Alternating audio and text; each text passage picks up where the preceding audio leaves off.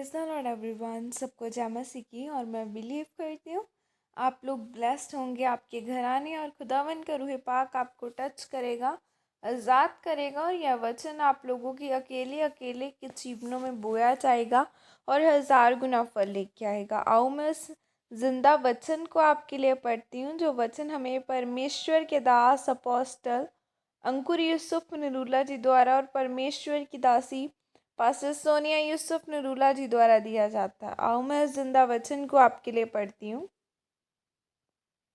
सपने में अभिषेक का मिलना। जैसे कि पवित्र बाइबल उत्पत्ति 2 की 21 आयत में लिखा है, तब यहोवा परमेश्वर ने आदम को भारी नींद में डाल दिया और जब वह सो गया तब उसने उसकी एक पसली निकालकर उसकी जगह मांस भर दिया। आमीन। मेरे प्रियो, बाइबल में लिखा है कि जब परमेश्वर ने देखा कि आदम का कोई भी सहायक नहीं है, तो परमेश्वर ने आदम को भारी नींद में डाला और उसमें से वो निकाला जिसकी आदम को ज़रूरत थी। परमेश्वर ने उसकी एक पसली निकालकर उससे हव्वा को बनाया।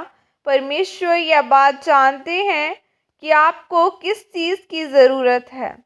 जब आप पवित्रताई के साथ परमेश्वर के कामों को करते हो और प्रार्थना में एक समय बिताने के बाद सोते हो, तो परमेश्वर आप पर सपनों के द्वारा अपनी योजना को जाहिर करते हैं। परमेश्वर सपने में आपको मसा करते हैं। आपने लोगों को यह कहते हुए सुना होगा कि जब वो सोए तो शैतान ने उनके पेट पर हाथ मारा और जब वो उठे तो उन्होंने देखा कि वो बीमार थे। आप जानते हैं कि शैतान भी आपके सपनों में काम करता है, लेकिन जितना आप प्रभु के कामों के लिए मौजूद रहेंगे, उतना ही प्रभु आपके सपनों में काम करेगा।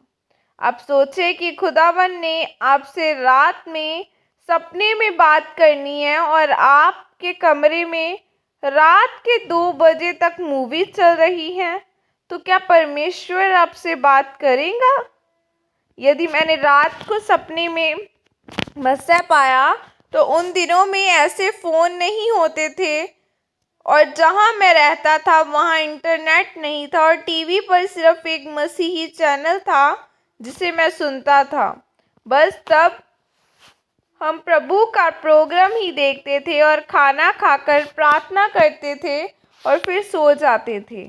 ऐसे ही रोज चलता था। तब सपने में परमेश्वर मेरे आत्मिक पिता के रूप में मुझे मसा करने के लिए आते थे और जब मैं सुबह उठता था तो मेरा माथा, मेरा सर पूरा मसा से भरा होता था।